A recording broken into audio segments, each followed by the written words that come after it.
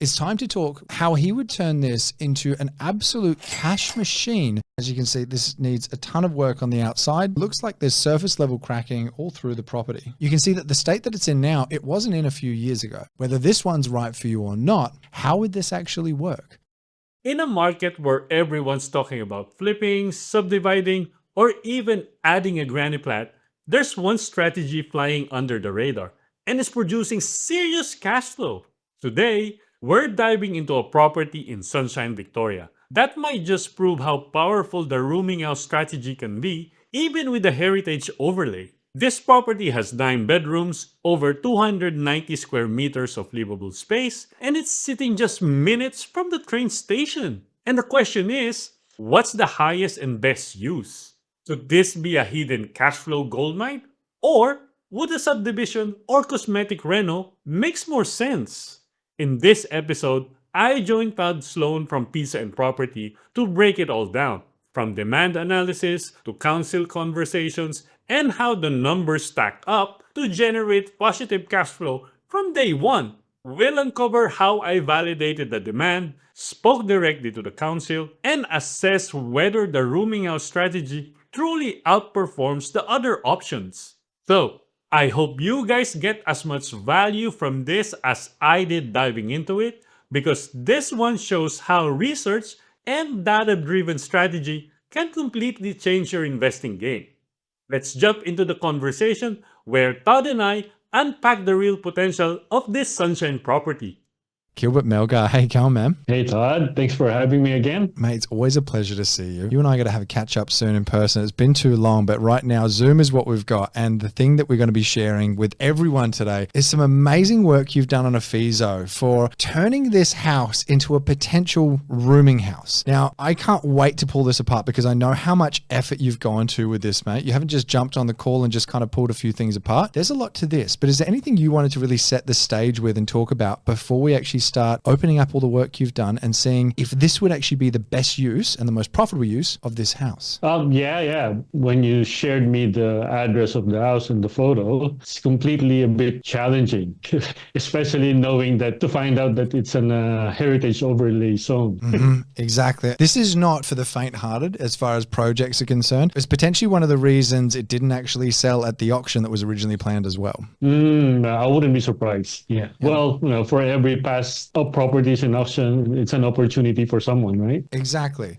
And now it's also an opportunity for someone that doesn't maybe fit the auction buying criteria, because obviously 30-day settlement, cash contract, like everything's a lot stricter. But Gilbert, why don't we actually start by talking a little bit more about the rooming house strategy and what you're thinking could be a really good fit for this property? Well, the reason why I came up with the strategy of rooming house, because the property alone already has 9 bedrooms and the livable area is already 290 plus square meters. So it's really under 300 square meters. So right there and then, the highest best use that I can think of to generate cash flow is rooming house. Plus, not to mention, the location of the property itself is near the train station. Yeah, because you're only, like a K&a-half down the road, kilometer down the road? It's not far at all. No, not really. It's just less than a kilometer. Yeah. Perfect. All right. So having 9 rooms isn't sufficient, though, to turn it into a rooming house. There's a lot more that needs to go on behind the scenes to actually make that conversion happen. Did you want to start diving into a little bit more of the detail as far as the reno costs that would be needed to bring it up to scratch, but plus all of the compliance side of things to actually make this a rooming house? Where do you want to start, mate? I want to take one step back, because I did a research first if there's really a demand for rooming house in that area. Love it. So let me just, if you don't mind, I'll share my screen for a bit. Go for it. So looking in here, right? So we have here Sunshine. Currently, there's 60 people looking for a room to rent, and there are 6 registered rooming houses in the area. Yep. Gotcha. And if we overlay that with the supply and demand, so we can see here, currently, there's 60 people looking for a room to rent, and there are only 11 rooms advertised online. And if you'll see the trend over time since 2019, there always has been a gap between those two. Interesting. So that's what I look at it first. And I also look at, these are the rooming houses or the registered rooming houses in the area. And I've looked at the different, how are they, what do they look like? There's a property, one of them looks like this. So this was advertised, this is how it looks like. Advertised before is 265. So this is one of the rooming houses in the area. You can see here, had a good finish, high finish that I can say, right? Yeah, that looks nice. Yep, and the other one is this one as well. Okay? So this one is a pretty on the middle in terms of finish. Gotcha. So so that means there's a supply, there are good demand of rooming houses, number of people looking for a room to rent, and there's not sufficient supply of rooming houses or advertised rooms for lease in the area. And now we know as well that there are property managers that manages this kind of asset type. I just want to double down on something that Gilbert's just pointed out here, because it's so important, because you might fall in love with the strategy. And it's like a saying that I say all the time on the show, don't fall in love with the deal because it won't love you back. Because sometimes you could see a property like Durham and go, wow, this could be the most amazing rooming house. But if you don't do what Gilbert has just done and just shown you how to do to see,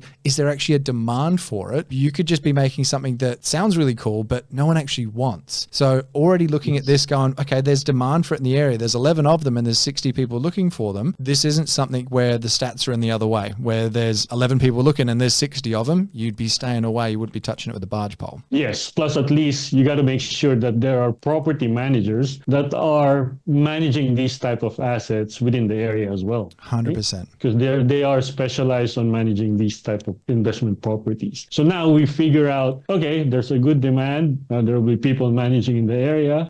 Now let's look at the property. What can we do in the property, considering that there's an heritage overlay that we talked about. Yeah, so it's interesting. So what I did was, just like any other property investors, part of the due diligence is they have to ring the council in order to validate that. But one of the steps that I can share is not only for rooming house, is they can do this, they can validate this, especially in Victoria. So what they can do is they can go to this planningvic.gov.au/planning scheme/planning property report. This is a free tool in Victoria. All they have to do is put in the property address in here, and it will spit out property report, which is exactly like this. Love it. So it will surely tell you what are the zoning of the land, what are the overlays or the planning overlays that are in there. And we found out this one. So this one is on a heritage overlay. So when I found out that this has an heritage overlay, and I check what type of heritage overlay it is by checking the number. So it's HO121. So when you click the heritage overlay link here, it will redirect you to this planning schemes page right away. So you can definitely browse here. You can see here it's H0121. That's the type of overlay or heritage overlay it is. All you have to do is browse all the way down, and we'll see here, we'll look at 121, and we'll see here, this is William Mackay House. You can see there the address. Here you can see right away what controls apply, what are the things that you'll do or that will trigger a planning permit. So external paint controls apply now. It won't trigger planning permit. And also the only one that would trigger planning control permit are solar energy systems control. But fences and if you internal alterations controls apply, it won't trigger any planning permit. So as much as there's a heritage overlay, a lot of the times, especially as property investors, we hear the word heritage and we just think you can't do anything, massive costs, but you've just looked into the detail of it and gone, yeah, there's restrictions, but it's not maybe the amount of restriction you think it is. Yes. It's always better to dig deeper because, there are different types of overlays in terms of the heritage. Well, at first glance, we thought overlay is more general, but there are different controls underneath it, right? And on top of it, aside from doing this due diligence, of course, in order to validate what we've seen here, I ring up the council, and I was able to talk to the head of the planning or heritage conservation on the town planning agent department of Brimbank. And her name was Natika Schmeder. And she confirmed to me that, based on what I want to do for a rooming house on the property, it won't trigger any planning permit. Fantastic. Provided that we just alter the inside of the property. And not only that, from the conversation you and I had a couple of days ago, just before this recording, and just to timestamp this, we're doing this on the 25th of September right now, but you and I were talking about it, and you said not only did she say it wouldn't trigger a planning permit, but she was actually pretty all for it. Like they were very keen if you were actually going to go ahead with something like this. Yes, when I mentioned to her my plan to do a rooming house and to provide an affordable and safe accommodation, she was actually supportive of it because she said, we really need that type of accommodation in the area because I myself, I know a lot of people looking for that type of safe and affordable accommodation. And in fact, she also mentioned to me, she offered that, since it's an heritage property, I'm more than happy to just let me know when you're going to the property. I'm more than happy to go with you in the property so that I can point out which part of the house should you retain within the inside, right? Because in the future, when you retain it, that will add more value to the property. And I was like, that's really nice of you. I hope all the people in the councils are like you.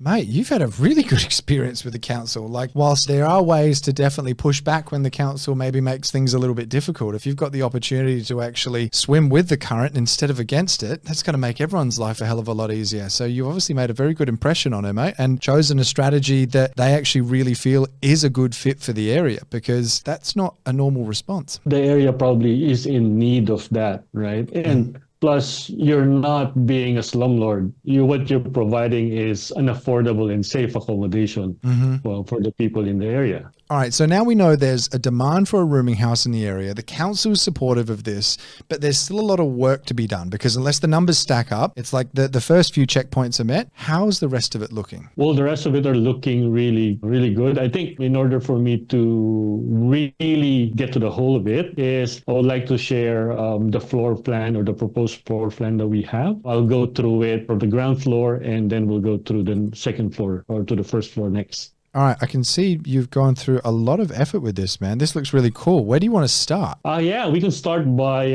sharing the design from the before and after or the proposed. So if we can see here on the left, this is what the current layout looks like. And on the right, this is what we're thinking of what we're doing to convert the rooming house. So you can see here at the bottom, this is the ground floor. At the bottom of the photo, we have the bedroom 1 and the bedroom 2 is the adaptable unit, because to convert this into a rooming house, it has to be one of the requirements to convert this into class 1B building is to have adaptable or for disabled tenants, right? And we also have the bed 3 here and then the 4 and 5 on the top. Then of course we have the common area, which is pretty big. It's a combination of living and dining and kitchen. So that's 35.38 square meters. And then the laundry as well. Before we continue, mate, can you explain a little bit about what you just said then about turning it into a class 1B and with the handicap requirements to actually meet that classification? Yeah, because the thing is,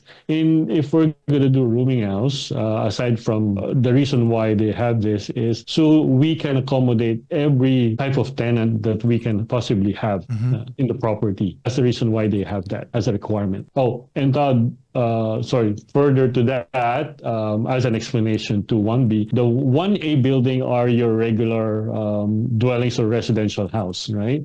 And then the 1B, I was referring to having an adaptable or unit together with the universal access, like for the wheelchair ramp and all, plus all the walls in between each rooms has to be fire rated. And also there has to be an interconnected or integrated alarm smoke alarm system within the property as well. And of course, your fire rating requirements and all of those, since there will be not more than 12 people should be living in the property. Got it. So going from 1A to 1B, you're essentially moving it from like normal house, if you will, to almost an apartment block. Not quite, but nearly there. Yes, exactly. Got it. Okay. I have just noticed, I think on bedroom 5, they might have a hard time getting in and out, but I'm assuming that's just something the architect may have. Yeah. There should be a door here. Yeah. And then going to the first floor, you can see here what we did is on the bottom we have the bed 8. We even put in a walk-in robe here, and then bed 7 and bed 6, and also lounge within the area as well. Are they bigger as well upstairs? Yeah, they are. They look much bigger, yeah. Yeah. So these 3 rooms are 18.5 square meters. Right? So that doesn't include the ensuite. So that's pretty huge. Yeah.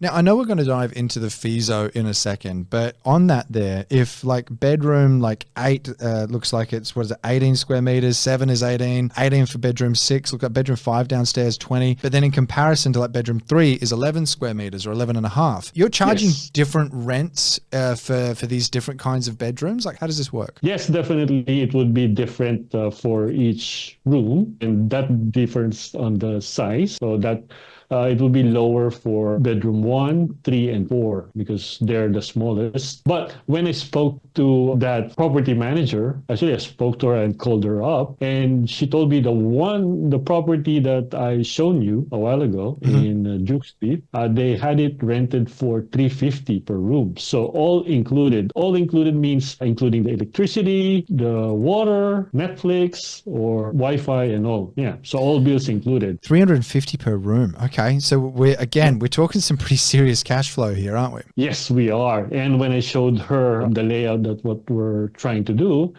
she told me that provided that it would be the similar or even standard finish, they can have it rented in between $340 to $360. Of course, all bills included. And I asked what's their management fee, and their management fee is 7.7%. Pretty good for a rooming house management fee. And just for anyone that's a little bit newer at this, rooming house management fees sometimes can go all the way up to 20%. Like, they can be huge. Yes. So that's the reason why it's important as well to give them a call, ask them what's their rate, and also their leasing fee is 1 week, and their renewal fee is 1 week as well. But Fantastic. All in all, I would say 7.7% is not bad. It's really good. Absolutely. Yeah. So as far as what would it cost, before we get into the cash flow of the property, what would it actually cost to do this? Because this is a lot of work, especially what you're saying about this isn't just like a cosmetic quick reno. You're talking about actually changing like the fire rating within walls. We're talking about making it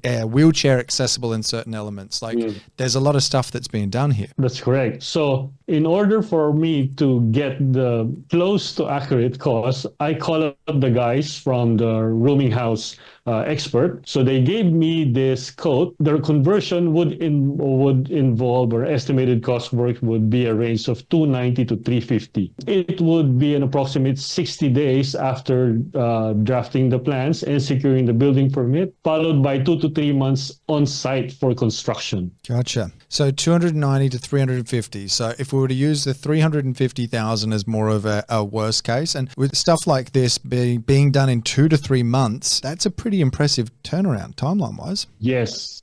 And I asked them to provide me a quote as well. How much would it cost if we're going to knock it down and rebuild? And they gave me a ballpark of $850,000, inclusive of demo. And to rebuild something of the same size? Something of the same size, and to knock down the whole house. All right. So as far as getting this done, you're looking at basically around that $300,000 to $350,000 for the quote that you've got through. And as far as actually the numbers, does it stack? What is it going to be looking like as far as a val afterwards, as an approximate? And what's the cash flow going to be looking like, Gilbert? I guess the best way for me to explain that while I'm talking is I'll show it as well, right? right? So acquisition cost would be 1,120,000. So I put here all the assumptions in here, 30-year loan period at 6.7% interest rate, and I'm going to P&I. So, and I put here also what I did here, the conversion cost would be cash outright. So I just put here as, just ignore that fee here. Otherwise, it's a very expensive buyer's agent. Yeah, I just put there 350. So roughly this would be the cost that we need, or the outright cash that we would need, right? And for the rent, so that's that 8 rooms. So I just put here 320 for each room. Looking at the numbers from the get-go, we are positive right away for both interest, if we'll do interest only or if we'll do P&I. Right? So this is looking at P&I. On the first year, we're already positive at 13,847. Amazing. And what kind of a vacancy and sort of outgoings is that allowing for? So the vacancy, what I put here to be conservative, I put here 4%. And then projected rental increase, I put there very conservative, 2% per year. And then the inflation, I put there 3% per year as well. Council, I put there 400 per month. Water, 400 per month. Insurance, 400 per month. Property maintenance, 300 per month. Actually, I put property management here at 9%. Interest at 6.7%. I even put land tax at 5,000 per year. So I'm being conservative with all the numbers that I have in here. But still, on the first year, you'll be getting after tax at 13,847. So as far as the cash flow side of things, this is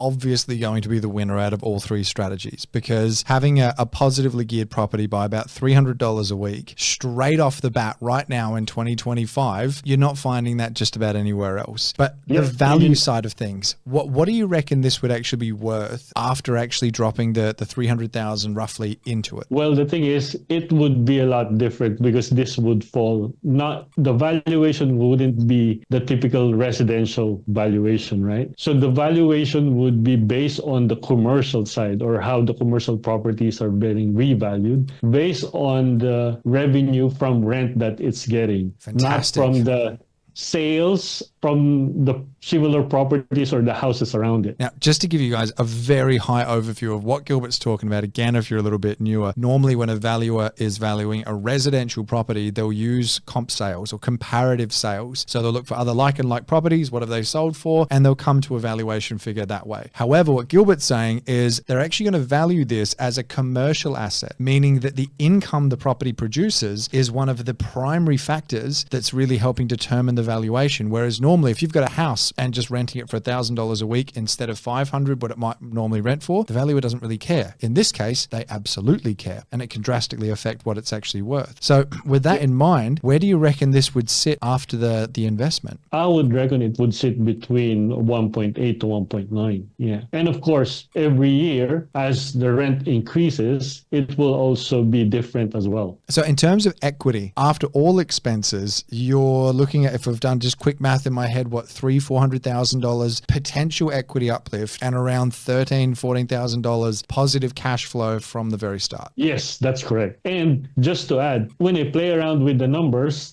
this is what's making it crazy for this type of strategy. So let's say for this one, so if I'm positive already by 13,000 per year, right? So let's say if I reinvest 1,000 of that as a put in as an extra repayment on top of what I'm paying, then by 2045, I'll be already debt free for that property.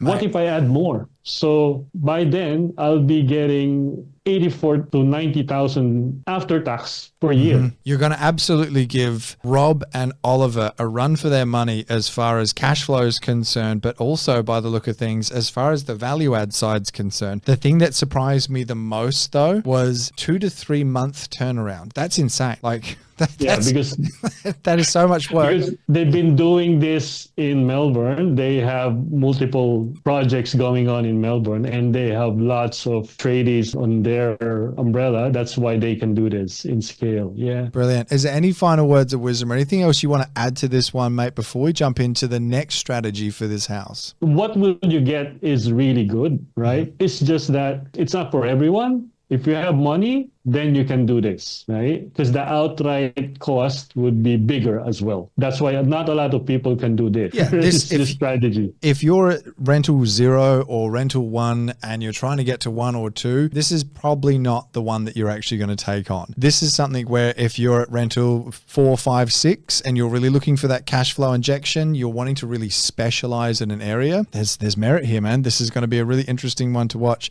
I'm actually really looking forward to seeing what happens with this house, especially after this episode. You guys, that is some wild cash flow. Most investors walk right past properties like this because they look too hard. But that's exactly where the upside is. Turning a heritage property into a compliant rooming house isn't for everyone. But when you look deeper, when you do the research, and when you understand the data, this is where you can find the cash flow most people only talk about. What we just broke down with Todd shows what happens when you stop guessing and start using real numbers, local demand, and council insights to drive every decision. If this opened your eyes to what's possible beyond a quick flip or subdivision, don't stop here. Keep learning, keep analyzing, and keep acting on the data that actually builds long-term wealth. And please do me a favor, hit that subscribe button. It keeps us motivated to do more stuff like this. Also, leave a comment on what strategy you want me to unpack next and share this with someone who needs to see what's really possible when you invest smart. I'm Gilbert Melgar and this is SuburbsFinder. See you in the next one.